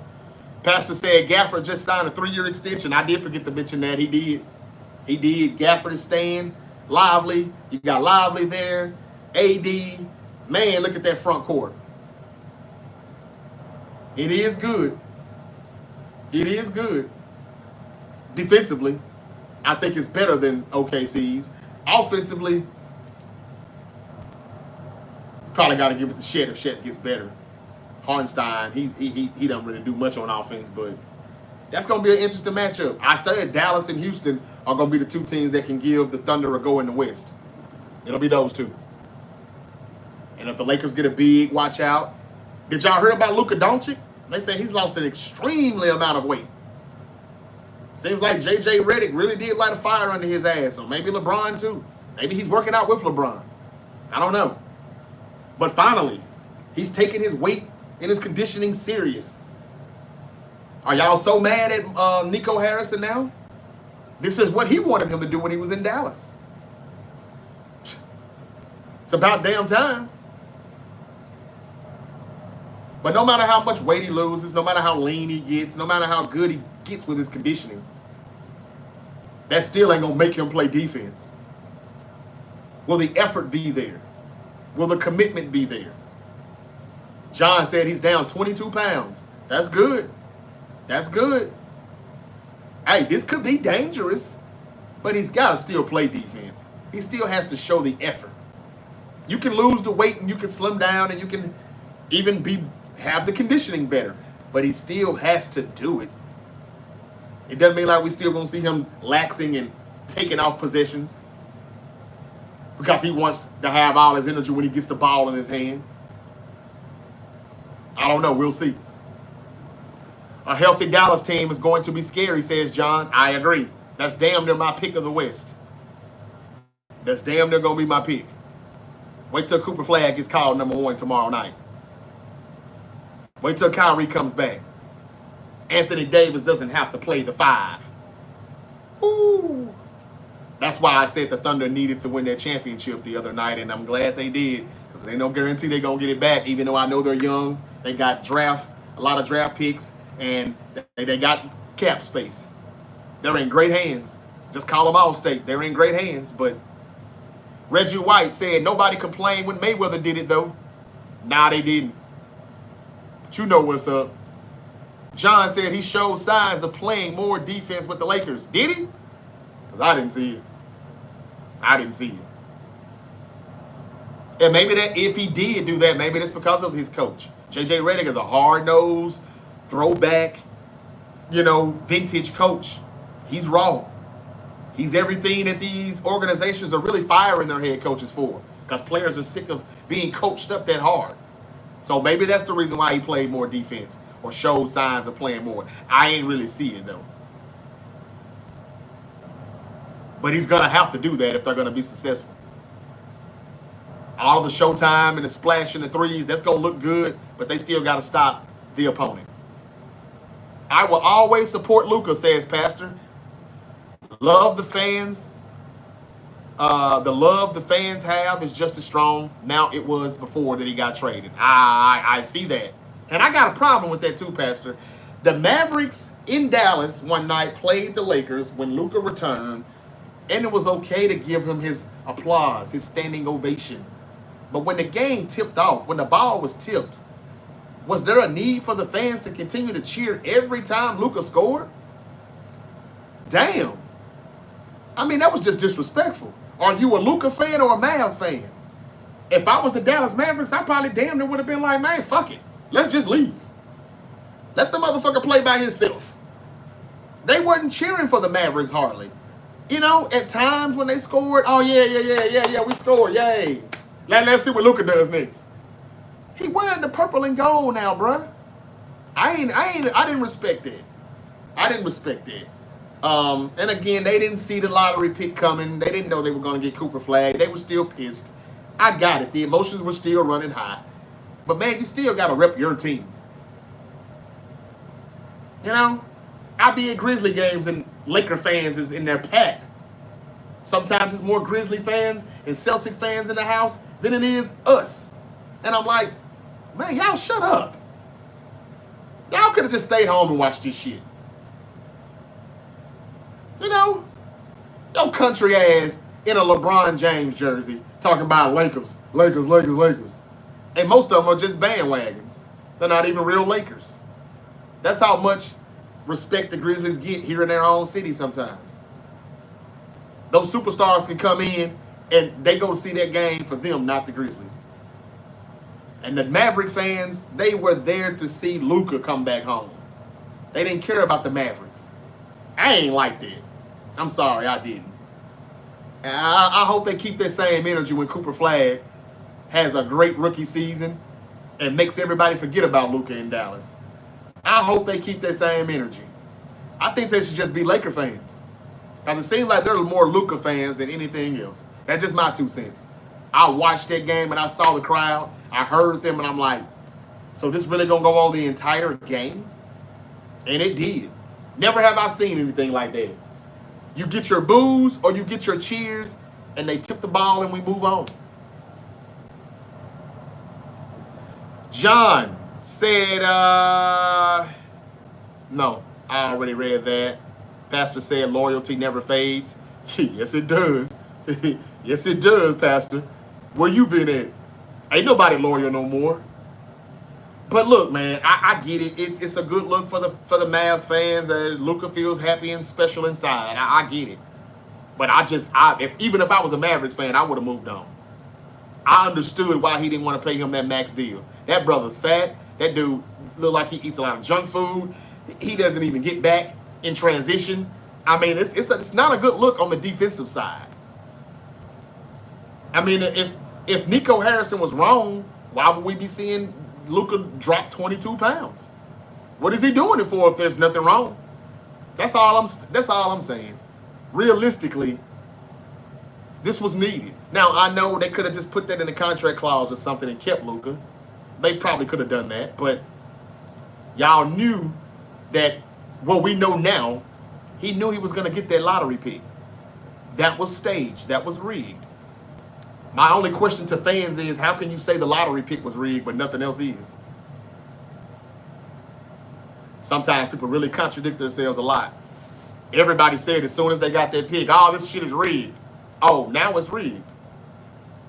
Now it's rigged. But when my 49ers lost the Super Bowl, we just lost the Super Bowl to the Chiefs. That's it. That was real, but the lottery was fake. And if the lottery is fake, how are we supposed to not think that the game is not fake? That's all I'm saying. Pastor said, of course we were pissed. If Luka had a bad night and AD had a good night, Nico would have felt justified, even though the trade was above his pay grade. I hear you, man. I hear you. But, man, y'all got to get over this shit. Damn. It's over with. Luka's a Laker. Are you going to be a Laker fan or a Maverick fan, Pastor? Which one are you going to be? And I'm saying that with the utmost respect. But this is beginning to be a little bit tired now, don't you think? I understand your reason and your frustration. I get it. But, again, that happened 6 months ago, bro. It happened 6 months ago. I'm just saying. I'm a 49er fan. How do you think I felt when Charles Haley got traded to the Cowboys? And he beat our ass. And he won them Super Bowls. Those were supposed to be our Super Bowls. I had to get over it. What can I do? What can I do? I'm just saying, man. Luka's gone. He's gone. You either gonna roll with him or you gonna stay with your Mavs. Y'all are a better team than the LA Lakers. Until they get their big and until they get some type of chemistry, y'all are a better team. Y'all are a better team than the Lakers. I'm telling you. It's going to work out just fine. You're just looking at the nostalgia of it. Luka got traded. I feel you, but Cooper Flag is going to be that boy, they said. Do you not think so? What's your thoughts on Cooper Flag? That is Luka's replacement. And he'll play defense. You ain't got to beg him to get in shape. That's all I'm saying. Luka's good on one side of the ball. But they got Kyrie. And if he can stay healthy, I know that's a big if, but if he can stay healthy, and Cooper Flag in that backcourt, P.J. Washington, Dinwiddie,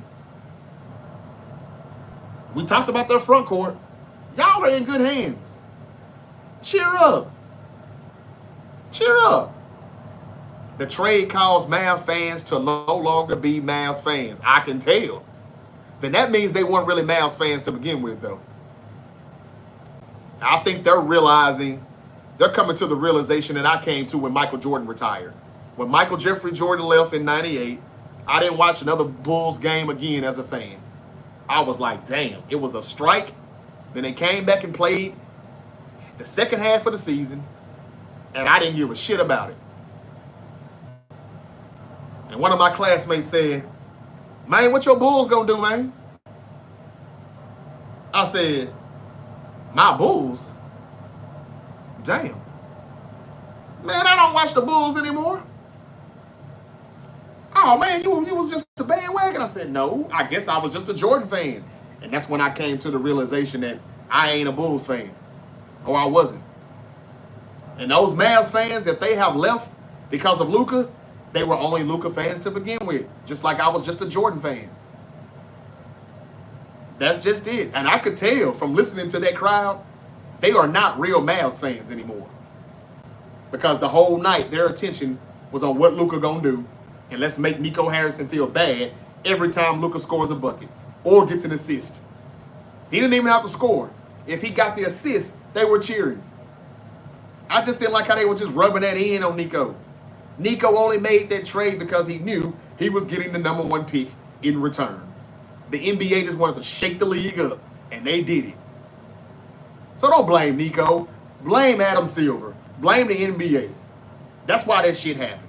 They made everybody forget that the Eagles and the Chiefs were playing that week in the Super Bowl. Me and my co-host had to come back and say, damn, y'all, we talked about this Luka trade so much, we forgot that it's Super Bowl week. That's what they did. That's why Aaron Rodgers waited till game 1 of the NBA Finals to say that he was going to sign with the Steelers. That wasn't heavy as the Luka trade was, but they tried to rock the NBA world a little bit and say, take that. We didn't appreciate this shit y'all did Super Bowl week. And that's where I think that is. That's what that's all about. Pastor said, MFFL, I moved on, but I will never forgive. I hear you. No, I can tell you're not going to never forgive. Are you still a Maverick fan? Cooper has face of the league potential. Yeah. Reggie White said, how many yards, catches, and touchdowns will Ayuk get this season? Well, Reggie, that's hard to say because I'm not sure when he'll return. I don't think he's gonna be ready week 1. He tore his knee up pretty good. That's why he ain't getting traded. Even though Niner fans would love to get rid of him right about now. Since he's probably gonna miss September though, Reggie, I think he can still come out and get close to 1,000 yards, maybe 800. I think he can get double-digit touchdowns, maybe 10. Now, let's be real. He'll get about 8 touchdowns, 800 yards. He can still get about 65, 70 catches. But he's not playing the full season, though. But when he comes back, I think he's going to be on a tear. If his knee is restructured pretty good. Yep, they come back pretty good from these ACL tears now, though. Good question, though, Reggie. Pastor said, then Derrick Rose showed up. Derrick Rose. What do you mean he showed up? I'm lost on that one, Pastor. Where is Derrick Rose at now? He wasn't in the league last year, was he? I mean, he retired, didn't he? John says, as a Duke fan, oh, Lord. Oh, Lord. Reggie White's a Duke fan, too. Here we go. John said, as a Duke fan, I grew up in Tar Heel, so that's where that's coming from. No, nothing else. As a Duke fan, I don't think Cooper Flagg is going to be where everybody think he is going to be. Oh, he will be a decent player, but definitely not the face of the league. Oh, well, Duke fans, do y'all agree with that? That's a Duke fan that just said Cooper Flagg ain't what y'all think he's going to be. Reggie White, what do you say about that? A.J. Brown got traded to the Eagles, and they ended up winning it all. I'm still a Titan. That's right, Reggie. That's what you're supposed to do. And I don't think too many people would blame your ass if you became an Eagle. But no, that ain't how you do it. That's not how you do it. That's a real Titan fan there to stay out of that shit. Because I didn't understand that at all. A.J. Brown is one of the best, if not the best wide receivers in the league. So, Pastor, I think that's Reggie White's way of trying to say, hey, I know you said you'll never forgive him. But you have moved on. Good. Get over it. Keep it pushing. Your Mavericks are going to win a championship, I think, before the Lakers do. And if you do that, then it's still a win. I give them a 3-year window, championship window. And I don't count this year because they only had a few months to play together and Kyrie got hurt and AD got hurt and we didn't get to see what it was going to be like. I still think they got a 2 or 3 year window. Yep. What do y'all think about what John just said about Cooper Flagg? And he's a Duke fan.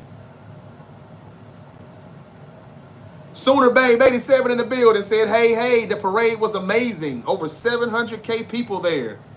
How long? The parade, I thought it was today. It's already over? You went to the parade sooner. I thought you said you had to work. Did you go? And thank you for liking this live video. I hope everybody else likes it. I hope you share this live stream. I want to know if Sooner Babe went to that parade. She said over 700,000 people there. I didn't know they had 700,000 people in Oklahoma City. I'm kidding. I hope you enjoyed it. She said I watched it online. It was at 10:30. Oh wow, they did it bright and early. I think y'all are Central Time too right now. Y'all Mountain Time. Damn. And it's already over. Well, she said it was amazing. I bet it was. I bet it was. Oh, they're Central Time too. Gotcha. OKC. Congratulations to the Thunder and all the Thunder fans. They really do deserve it. It's their first championship since they moved to the city. LINY says, I'm done with this live. Blocked. Good to see you, New York. Deuces. I'll tell you, Memphis is wild and their people. Okay. What that got to do with me, bruh? But Jai is okay. Pew, pew. Luka scores 30 plus. Stop it. Stop what?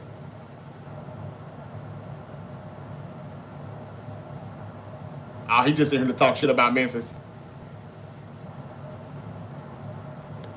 Anyway, just make sure you keep your ass out of Memphis, bruh.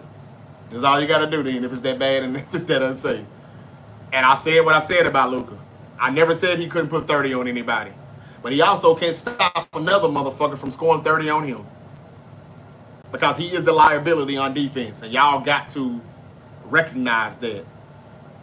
Why won't y'all be realistic about it? All this hate SGA gets. But y'all want to take up for Luka, who don't play defense at all. At least SGA plays both sides of the floor. Ain't nobody got to tell him that he needs to get in shape. He needs to work on his conditioning. He's going to get the max deal. He's an MVP. He's a champion. He's everything that Luka ain't did yet. And he's been around longer than SGA. Stop me when I'm telling lies. Sooner Babe said, yeah, they got off the bus and interacted with all the fans. That's what's up. That's what's up. I'm happy for OKC. I'm happy for him. I would have been happy for the Pacers. They both deserved it, but only one could get it. Hate the way it ended, but I'm happy. Happy for OKC. It was a very good year, a dominating year, and I'm glad they were able to cap that off with what's the most important thing, the Larry O'Brien Trophy, the ring. John says, I'm calling it now. Luka is going to be MVP next year. Woo! Well, I got some bills to pay. I'm going to let y'all continue to glaze over Luka. Not that I don't like Luka, but damn, y'all. Y'all doing a lot of glazing right now. Okay, he's going to be the MVP. That'll be his first one then, right? Why hasn't he been MVP yet? Okay, we going to see. Let's see what the Lakers do when they get the bid. Let's see how the Lakers look. They're not a bad team now, don't get me wrong. They're not. They're just a player or two away from getting there. They got to figure out how they're going to come up with the assets and put together some type of package to get whoever they need to get at big. But I like y'all comments. It's okay with me. Hey, we can agree to disagree. I do think Luka's a bad boy offensively, but that's just it. He's a liability on defense. Ain't nobody debated with me about that yet. I talked about Canelo and his PEDs. Ain't nobody debated with me about that either. Y'all just overlooking that shit. Anyway, Canelo Crawford, September 13th. I got to get out of here, y'all. We'll talk more about the NBA draft tomorrow night. We'll talk more about any other trades or signings that could develop as we get ready to kick off NBA offseason and free agency. And again, which division would y'all like me to start with as far as the NFL training camp? Which teams are going to be the team to look out for as they enter training camp. I would like to start with kind of the teams that are under the radar that could surprise a few people. Who do you think those teams would be? How is J.J. McCarthy going to fare with the Minnesota Vikings, being the starter of a win-now team? Of course you would say that, Pastor. Cover the Cowboys. I cover everybody, all 32 teams. But there's no way I would just cover the Cowboys. Come on, bro. You being funny. You see that behind me. I don't even cover the 49ers alone. I cover the NFL, the NBA, boxing, WWE, UFC, KFC, OKC. I'm playing. But yeah, I cover all of that. All right, I'm going to read a few more. Reggie White said, I disagree. Now, this is a Duke fan, too. This is another one. He said, I disagree with the comment earlier that the other Duke fan said about Cooper Flagg. He said, Cooper Flagg has been written about since high school. Now he will showcase his talent on the big stage. Okay? Thank you for the comment, Reggie. We will see. But I kind of think so. I kind of agree with Reggie on that one. If the Lakers get a solid big, Luka's numbers will increase. Luka's numbers will increase across the board, especially if given the green light, which I think will be. Pastor said cover the Cowboys. John said, he's talking to Reggie. I rock with Flagg, but feel he choked a few times under the lights. What do you got to say about that, Reggie? Because I do remember somebody telling me, a Duke fan said they needed to see a little bit more, but then they said that they showed them whatever they were looking for, and they did it. So they didn't have any more worries about Cooper Flagg. John said JJ is solid. Who is JJ? John also said if Dak don't do numbers with what he got next year, they need to get rid of him. He'll do numbers until George Pickens get pissed off. Because he's not going to get the ball enough being the number 2 target. It's gonna be a good thing to see, and then it's gonna all kind of blow up in Dak's face. Because these are still 2 divas at the end of the day, and George Pickens has a terrible attitude. And Cowboy fans are going to be cursing Steeler fans, as they've been doing for years, when they realize, oh, that's why they gave us him. And they're going to be like, damn. The Pistons won't spend big in free agency, according to their general manager. Bummer. I think they actually probably should. They're this close. They're closer than what people think, especially with Tatum being down for the year. With the Celtics, Dame Lillard being down for the year, Halliburton being down for the year with the Pacers, it's wide open for the Eastern Conference, and it's pretty weak. But then again, maybe that's why the Pistons feel that there's no need to be aggressive in free agency. I'm not sure. But the Celtics did say last night, after they traded Drew Holiday to Portland, that they're going to do some more shit. Oh, he's talking about J.J. McCarthy. Gotcha. Thank you, John. I hope he is. I don't know. I'm just not sure. And I just wonder, he's going to have to be solid to take over a team that's in win-now mode. They just won 14 games last year. So what are the expectations in Minnesota? Do they think that they can win 14 games with a rookie quarterback? Or are they okay with, dropping off just a little bit, maybe only 10 wins? But if they can still make a playoff run, I'm sure you all will be comfortable with that too. I don't know. We'll see. But y'all, I've been here for nearly 2 hours. I got to go. I hope everybody enjoyed the show. I hope y'all enjoy me engaging with you all, reading your comments. And Adam just got in. He said Showbiz is putting $20K on Canelo. He gonna be highly disappointed. Who is Showbiz? That name sounds familiar. Does he do one of the boxing videos or whatever, the content? Woo, $20K on Canelo. He's gonna be highly disappointed. I know who you're going for then, Adam.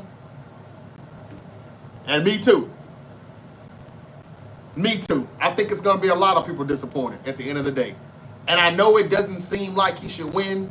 There's really nothing I can say to prove why he'll win other than I think he's better with these. And that's what it's about when you get in the ring. Yes, Canelo could cut the ring off. Yes, Crawford could run. Yes, Canelo's the bigger fighter, the stronger fighter, all of that shit. And I still think he's going to lose. Just that simple for me. I think Bud is going to shock the world yet again. Yep. And when he smells blood, ooh, watch out. He's like a shark. Talking about Crawford. Cooper is going to play with 3 Hall of Famers. That's crazy. Plus, our bigs are going to have a block party on a nightly basis. Yeah, that's right, Pastor. So stop talking about Luka so damn much. You good. I'm telling you. I damn near got y'all to win the West, and they ain't even drafted Cooper Flag yet, but you know it's coming tomorrow night. Y'all good, bro. And the Lakers are going to be good, too, which is why it's going to be good. I can't believe I'm saying this, but the NBA is on its way up. Man, NBC came in at the right time. This is going to be good. Adam said he's a boxing podcaster. I'm going to check him out, man. Did he really put up 20K for real? Man, I'm in the wrong business. Or I'm not doing something right. Because his podcast has to be very, very good for him to be able to put up 20K for the fight. Good luck. But I'm with you. I think he's going to be highly disappointed too. I need to check him out so I can find out his reasons why he says Canelo wins. But it's easy to say Canelo's going to win too. That's easy to do. He's supposed to win. Reggie said tighten up. John said, plus Michael Jordan will be part of the podcast next season. Oh, shit. Hold on. Part of what podcast? Showbiz? Oh, you talking about the NBA. He's going to be a part of the NBA coverage. That's probably what John's talking about there. Showbiz looks like this. I'll check it out. He took the last shot. He just missed. He was a freshman. I still like his ceiling. That's Reggie White talking about Cooper Flag. Well, Pastor, you got a lot of good reviews as far as your Dallas Mavericks is concerned. You should have a lot of confirmation about Cooper Flag. You have been lucky enough to have a couple of Dukies in here, a couple of Duke fans to tell you about Cooper Flag, who you all are about to draft in a little over 24 hours. Yep. The NBA is actually on the way up. Jordan's going to be in the building with NBC. Shh. Fuck around to bring Bob Costas back. I think Amar Rashad is going to be there too. Yeah, this is going to be good. I can't wait till the fall. He looks like a Simpson character, says John. Who? Simpsons character, damn.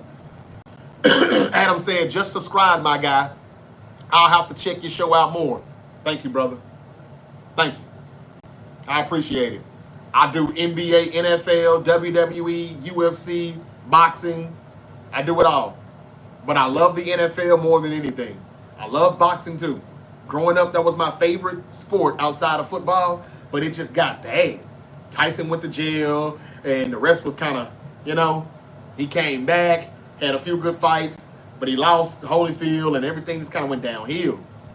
When the heavyweight division went down, had a few good years with Pretty Boy Floyd, and then, so boxing's kind of been hit or miss, which was why I ended up going to UFC, but then I left that too. But when it's a big fight, I'm going to cover it. So I appreciate you subscribing, Adam. Thank you. He says I'm a Laker fan. They need to drop Pelinka. That's what I was just asking the other day. They said that Jeannie Buss will remain the governor for now of the team for a few years. That's what was said, a few years. They didn't say permanently. But I ain't heard a damn thing about Rob Pelinka. That was Kobe's boy. And I think he's kind of been around based off of loyalty. Just Kobe fuck with you, so we'll fuck with you. But new ownership may say, phew. Don't be surprised if LeBron gets traded too. Laker fans, if you want your Lakers to be better, if you want your team to have a chance to win a championship sooner than later, like the Mavericks, you can get a lot for LeBron. You don't necessarily have to have LeBron and Luka together. If Luka is everything that you all are saying, because it's a lot of glazing going on over Luka right here today on this platform. If you think that way, Luka will be fine without LeBron. He probably would fare better when he's the number one guy, not being Robin instead of Batman. You know, just being honest. Think about the stuff that you could get for him, and you'll get your big and a little bit more probably. Yep. Who is going to remain a Laker and who is not safe under new ownership? Could Austin Reeves still get moved? Could LeBron get moved? Or are they just trying to get that big and run it back with what they got? Nobody really knows because this is new ownership. And we don't know what their vision is. But nobody should worry because Magic said that they're going to be fine. They're in good hands like Allstate. And if Magic says that, if I was a Laker fan, that's all I would need to hear. Because Magic is stamped. Okay. Let's see here. Motive Nation, where you been, man? How you doing? Thank you for coming back. They said, yeah, LeBron should find another team so Luka can shine. There we go with the glazing again. Luka's going to shine regardless, y'all. I'm just trying to come up with ways where your team can be deeper, have a little bit more depth, have a bench, be bigger, instead of having to be forced to play small ball all the time. Y'all looking at it in a totally different way. I don't care about who shines.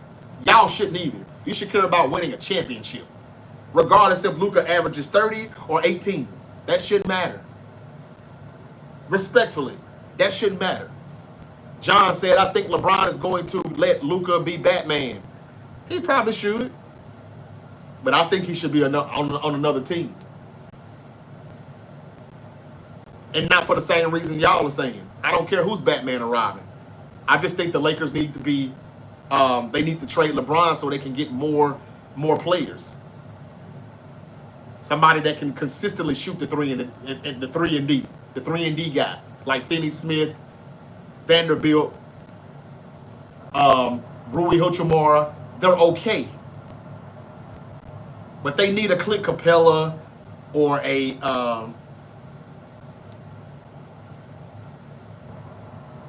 I know Bam Adebayo's not going anywhere. Clint Capella either, but they need somebody like that. They can protect the rim, but they also can score at the rim. You know? And even if the Timberwolves traded Rudy Gobert, I don't think they would trade him to the Lakers. But I think they probably would try to do that just because they think that they need another player that can score in the paint or that corner three that they missed way too much, which is why they couldn't beat the Thunder. John says Kessler. I heard that's who the Lakers are trying to go get. But who the hell is he again now? Who is Kessler? I heard they were going at him, though. Who do you think the Grizz is going to draft? Good question, Jay Will. I have no idea, though. They got the picks. I don't know if they use them. I won't be surprised if something pops out tomorrow night. We still could see a big trade tomorrow night, y'all. We could. The Giannis Antetokounmpo thing, that may be put to bed, but maybe not. Tomorrow night, he could still get traded. Let's see what happens. The Thunder are trying to package together their picks, and they're about to make a move. I don't know what that would be, but isn't that something? Doesn't that sound aggressive to you? A team that just won a championship, and they're about to pull a move as if they didn't even make the playoffs because they got so much draft capital, so many assets. So, yeah, they got to do something. And they don't have to use all those picks and draft. They don't need those players. So what are they going to do next? Utah. Kessler from Utah Jazz. How do y'all think that's going to fare for the Lakers? Does that make them better? What is he, a rim protector? Can he shoot? What's his strengths? Sooner Babe said, yeah, they got off the bus and interacted with I saw that already. Who's the Grizzlies going to draft? Okay, all right, y'all. That's enough. I'm losing some of my people now on both platforms, so that's enough for me. Some of y'all probably had to get back to work or whatever. I don't know. Let me know if this is a good time for you all. Okay, John said definitely both. Well, look, I hope the Lakers get their guy. I hope they do. I just don't like for teams to give those big name teams like the Lakers and the Celtics. I don't like when the Trailblazers released Drew Holiday after they just traded for him from Milwaukee. They let him go and the Celtics just scooped Holiday up like roadkill. I don't like that. They should have gave Portland a championship ring too. And if Utah does trade Kessler to the Lakers, the Jazz should get a damn ring too when the Lakers win a championship. If he is what's going to get them over the hump. Teams shouldn't do that. That's how you know it's rigged. Remember when the Patriots would always get those players that they didn't need? And you would wonder why these teams would trade them to the Patriots or just release them so they could pick them up? Like, come on, man. They're already a dynasty. Stop giving them those guys. Same thing here probably if that happens. All right, y'all. Thank you for joining me. The Great Debate Show is available weekdays, noon Eastern, 9 a.m. Pacific. If that time is not good for you all, if there's a better time y'all would like for me to come in the evenings, let me know. But when I come in after the game, sometimes it's not a whole lot of people in here at 10:30, 11:30 at night. After the finals games, our crowds were so-so. And then there were, the Monday Night Raw shows, the SmackDown show, post shows, Maybe it's around dinner time that works better for y'all. I don't know. Let me know in the comments. But right now, I've been doing this for about a couple of months now. Noon Eastern, 9 a.m. Pacific. And we're growing, slowly but surely. We're rising up in that algorithm. And the only way we can do that is if you follow and hit that like button, subscribe. That's what's going to get us up and pop up in people's algorithm. I'm going to be coming back to talk more Canelo Crawford as we get closer to September 13th. And again, let me know which division would y'all like me to start with in the NFL as I begin to break down the college football, the NFL season and training camp. We're just about a month away from the first day of training camp. And if anybody cares, earlier today on the Pat McAfee show, Aaron Rodgers said that this pretty much may be his final season. Who cares? But anyway, that's all I got. It's been good. Thank you all for your comments, and thank you all for the great debates. Until we yeet again, y'all be safe out there, and peace.